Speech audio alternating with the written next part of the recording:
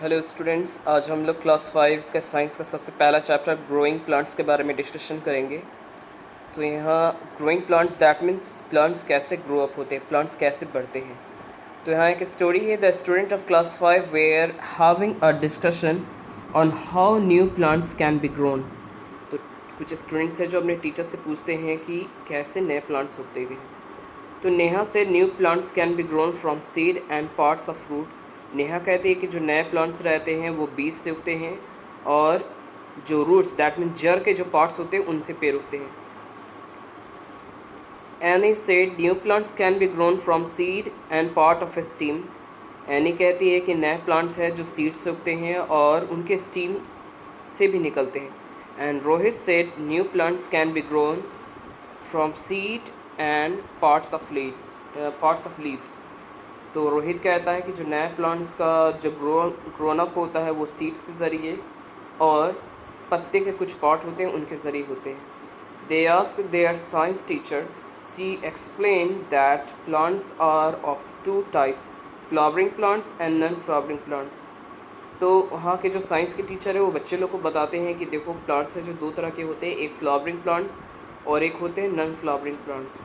Most flowering plants grown from seeds. तो flowering plants क्या होते हैं, जैसे कुछ जो पेड़ होते हैं उसमें से फूल निकलते हैं। जैसे हम लोग देखते हैं कि गुआवा बोले तो अमरूद का जो पेड़ रहता है उसमें सबसे पहले फ्लावर निकलते हैं और फिर उनसे है जो फल निकलना स्टार्ट होते हैं।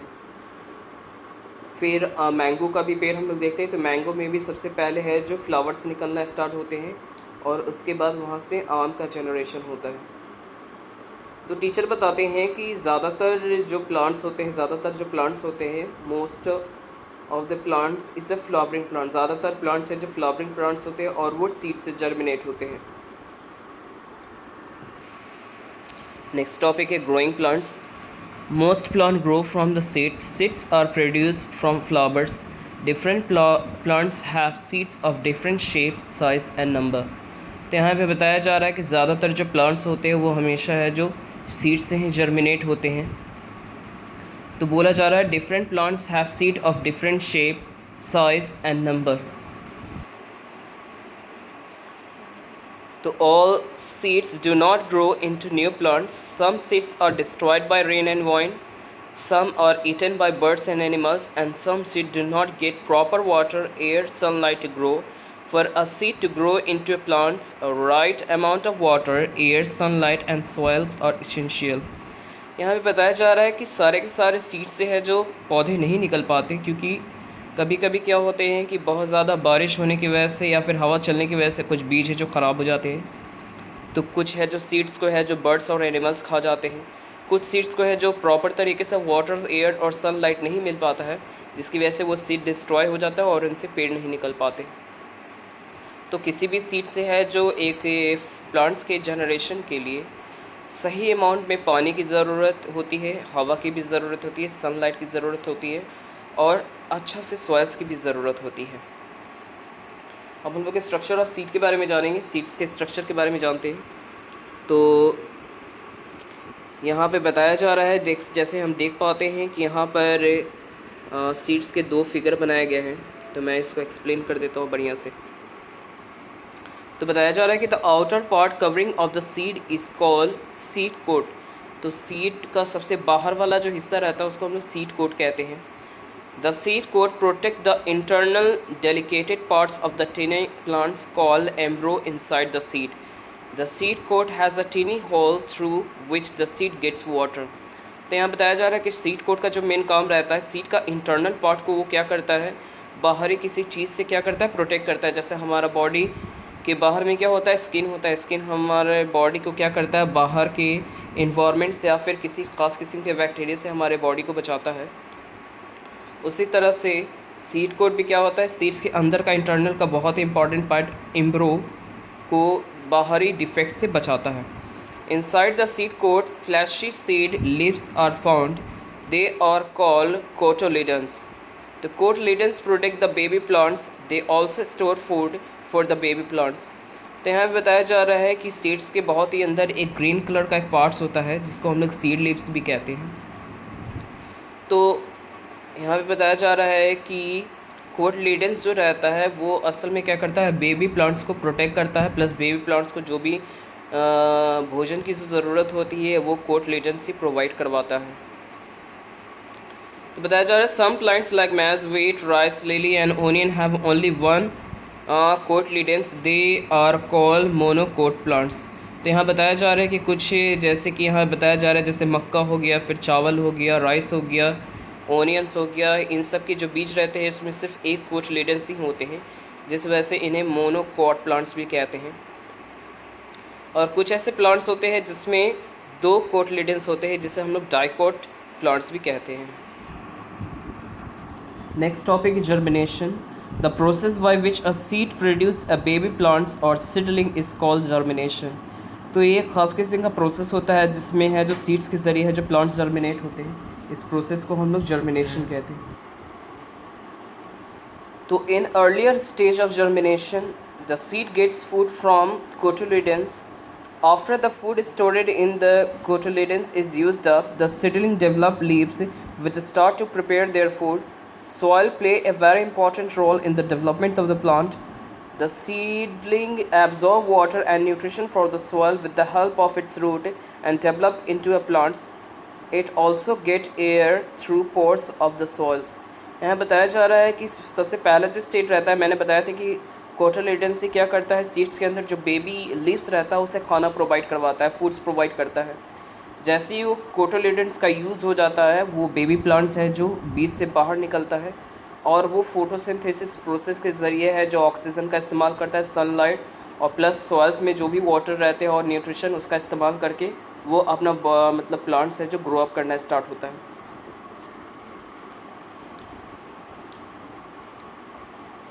Seed dispersal. The process of scattering seeds away from the mother plants is called dispersal. Dispersal is necessary for better plants of growth. If all the seeds fall near the mother plants and start germination, there they would not get enough light, water and space to grow. Seeds can be dispersed through various agents like animals, water or explosion. तो seed dispersal that means seeds का एक तरह से टूटना। बहुत सारे ऐसे हम लोग फ्रूट्स खाते हैं जो सीड कंडीशन में रहते हैं। यहाँ बताया जा रहा है कि seeds of certain plants like cocklebur, tiger nail and spear grass have hooks, stiff hair and spines which get stuck with the fur of animals and are dispersed at the other places. Seed dispersal by wind, यहाँ पे बताया जा रहा है कि हवा के ज़रिए भी है जो सीड्स का है जो डिस्पर्सल होता है। तो seeds of some plants like dandelion, skimmer and cotton are very light plants. Such plants have wings and hair on their seeds.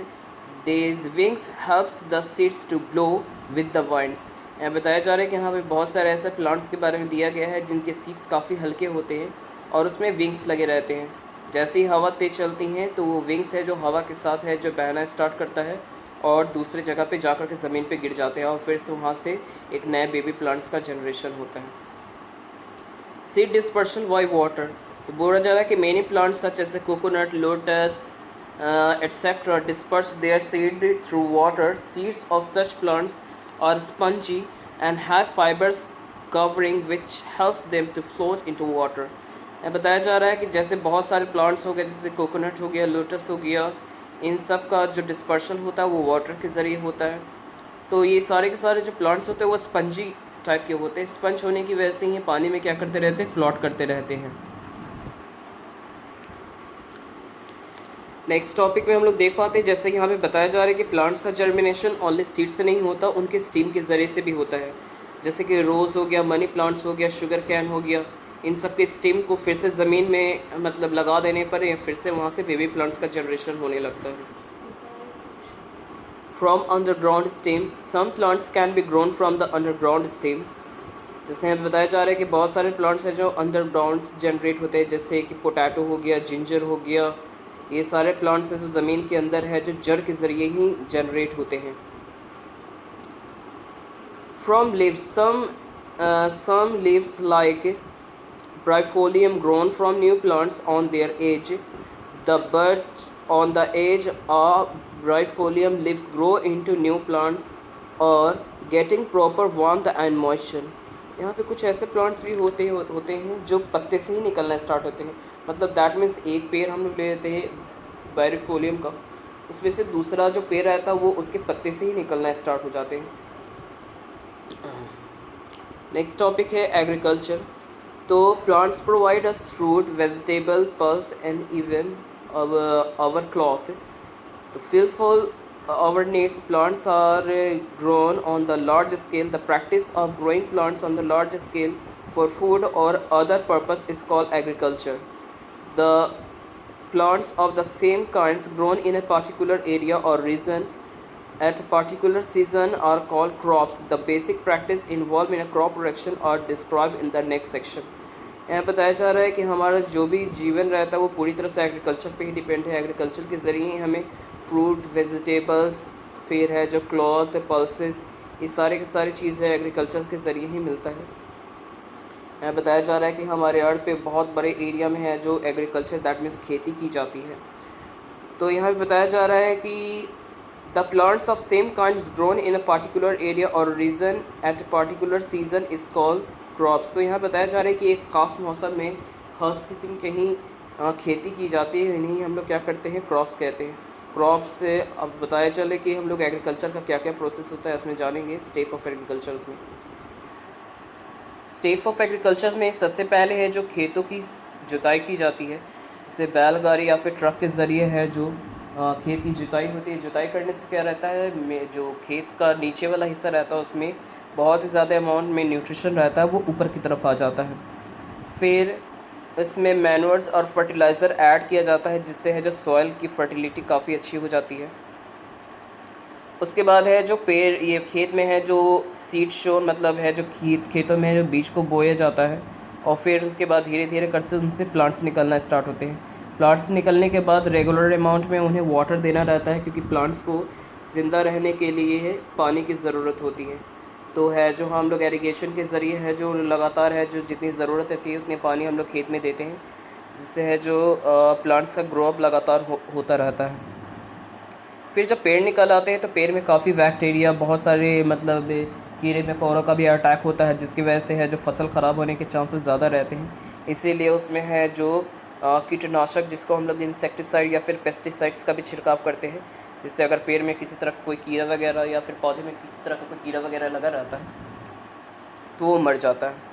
उसके बाद लास्ट हार्वेस्टिंग का प्रोसेस होता है जिसमें है जो फसल तैयार हो जाने के बाद उन्हें काटा जाता है और फिर उनसे ओरिजिनल वाला मतलब जो क्रॉप रहता है उनको बाहर निकाल दिया जाता है.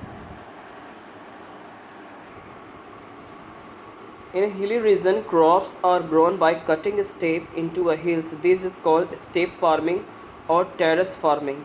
यह बताया जाता है कि जो पहाड़ी इलाके हैं वहाँ पर जो खेती जो की जाती है वो सीढ़ी नुमा, दैट मीन्स यहाँ पर देख पाते हैं ऑलरेडी फिगर में यहाँ पर जो खेती की जा रही है वो टेरेस फार्मिंग है.